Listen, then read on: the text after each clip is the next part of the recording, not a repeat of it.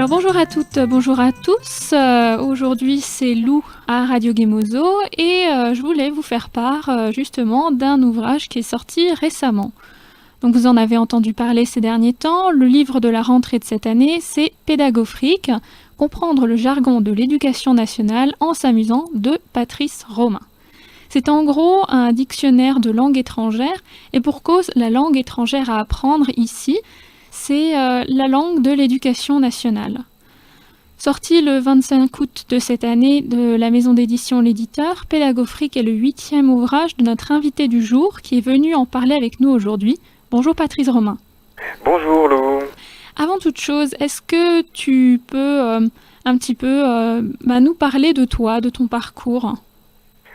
Ah bien, je suis presque rendu à la retraite, donc je suis âgé maintenant, et donc très tôt, c'est-à-dire dès le CM2, j'ai voulu être instituteur, et donc j'ai été instituteur, puis directeur d'école dans le primaire, et je suis maintenant principal d'un gros collège près d'Orléans.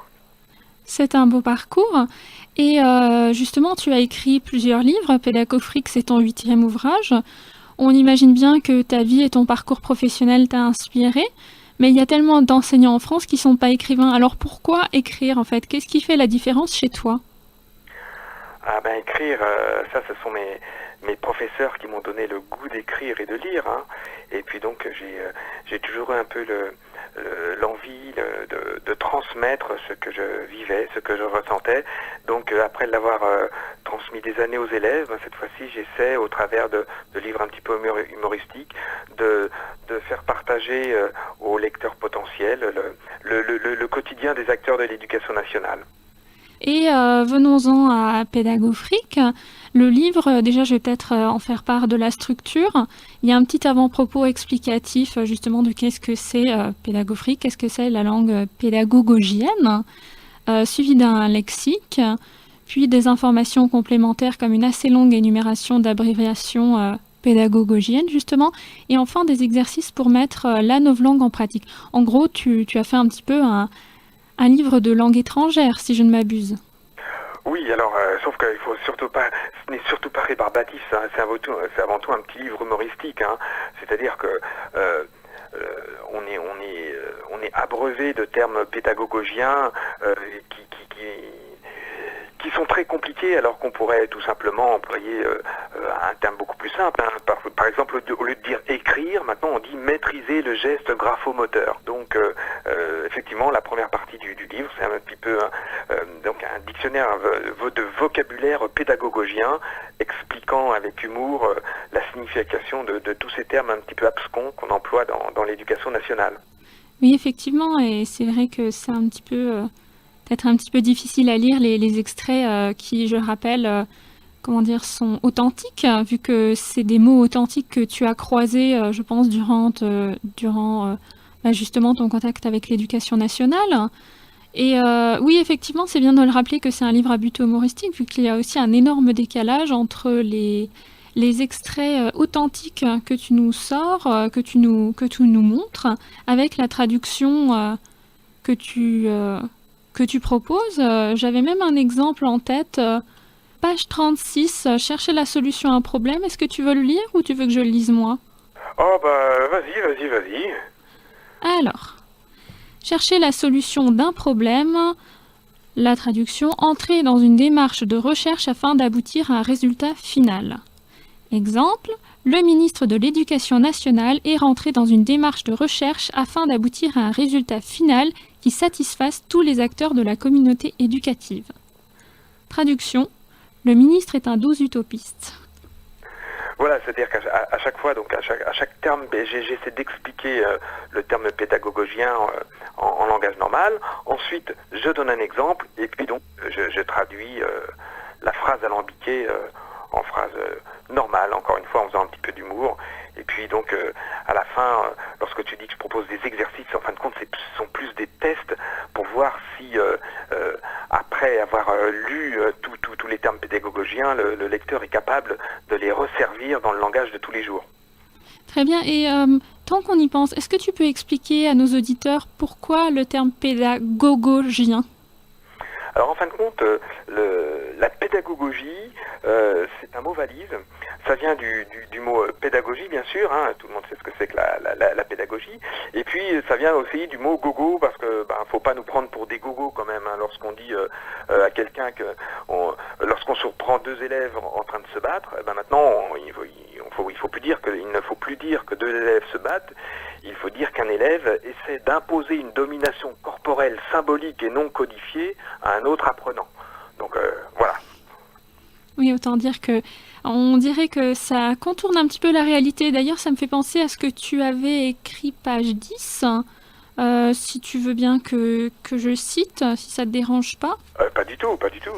Alors, ça disait... Alors, le petit instituteur que j'étais s'est soudainement transformé en un grand professeur des écoles. Instantanément, mes élèves sont devenus des apprenants et mes cours des formations en mode présentiel. Même les femmes de ménage de l'école, du lieu d'apprentissage, ont été promues techniciennes de surface. Depuis, ma vie a changé et les problèmes de l'éducation nationale ont disparu. Est-ce que on peut dire alors que cette langue pédagogienne tente à contourner ou dissimuler les problèmes ? Peut-être un petit peu quand même. Hein. Donc évidemment, ces propos sont à prendre au second degré, mais je pense qu'effectivement, dans certains cas, le fait d'employer des grands mots alambiqués, finalement, édulcore un petit peu les propos et évite de se rendre compte des véritables problèmes. Parce que je pense qu'effectivement, ce n'est pas en appelant une cour de récréation un espace interstitiel de liberté que ça va changer. Oui, c'est très bien que tu le dises, parce que je me pose aussi une question. On dit souvent que comme derrière toute forme d'humour se cache un fond de vérité. Quel est ton message en fait ? Moi, je n'ai pas de message particulier à passer. Hein. J'estime que les gens sont suffisamment adultes pour recevoir ce qu'ils ont envie de recevoir comme message. Hein. Simplement, effectivement, je pense que peut-être serait-il plus adéquat de consacrer de l'énergie à autre chose qu'employer un tel langage. Ça me fait penser un petit peu aux précieuses ridicules de Molière. Oui, d'ailleurs tu le cites au début de ton livre. En fait, est-ce que ça veut dire un petit peu, ou au fond, que la langue de l'éducation nationale est peut-être légèrement exagérée, voire absurde ?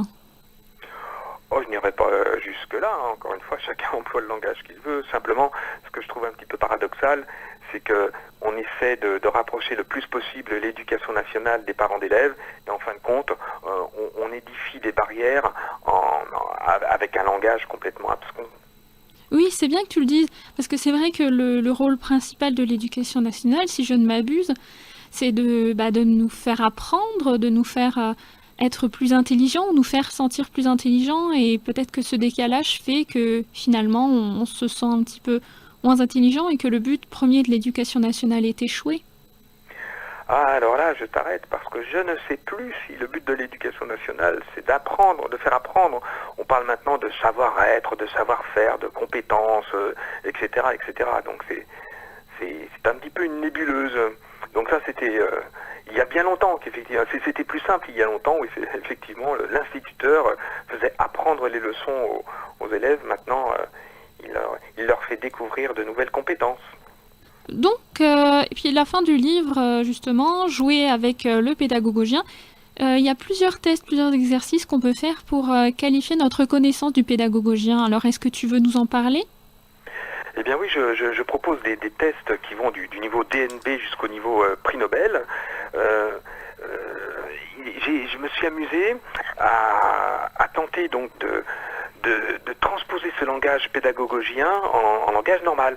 Par exemple, si je te dis as-tu le document de travail sur lequel j'ai graphié les emplettes alimentaires que nous devons effectuer dans cet espace commercial délimité ? Est-ce que tu comprends ce langage pédagogien ? Je pense que tu veux me demander si j'ai la liste de courses. Exactement, bravo. Donc là, tu as le niveau master pédagogogien. Félicitations. Félicitations. Alors, on peut peut-être trouver un autre exemple. Par exemple, Lorsque l'astre aura disparu à l'horizon, si nous diminuions notre activité motrice et augmentions notre seuil de réponse sensorielle et de discontinuité mentale sous la voûte céleste. Tu me poses une colle. Ah oui, donc là c'est tout simplement, on dort à la belle étoile cette nuit. Donc là c'est niveau master aussi, ça se complique quand même. Effectivement. Donc là il faut, voilà, donc il y a tout plein de tests comme cela et c'est à chacun de voir, chacun pourra voir son niveau. Au final, c'est un petit peu, ton ouvrage, c'est une petite porte ouverte sur la langue obscure de l'éducation nationale. D'ailleurs, je me dis si souvent, les voies du pédagogogien sont impénétrables. C'est peut-être un petit peu ça aussi que tu voulais nous montrer, que c'est une langue... Bon, c'est pas méchant, mais que parfois le décalage peut être grand, un petit peu... alors que le but, la finalité sont peut-être les mêmes. Et voilà, c'est exactement ça, tu as parfaitement résumé. Ce n'est surtout pas un pamphlet ni une critique de quoi que ce soit, mais en rassemblant tous ces termes, j'ai un petit peu voulu montrer à ceux qui les emploient que parfois ça pouvait être un petit peu ridicule au regard du commun des mortels, et qu'il fallait peut-être un petit peu être plus pragmatique et voilà, essayer de se mettre un petit peu à la portée des gens, parce que ça fait un petit peu pédant que de dire, je ne sais pas moi, que au lieu de parler d'intelligence, de parler de potentialité intellectuelle et cognitive, bon, ça devient un petit peu ridicule, mais voilà, mais c'est pas méchant. Et puis surtout, j'espère que le lecteur, une fois qu'il aura refermé le livre, aura passé un bon moment en souriant ou en riant même. En tout cas, ça a été le cas pour moi. J'étais très très heureuse de lire Pédago Freak et je vous conseille aussi de le lire à toutes et à tous.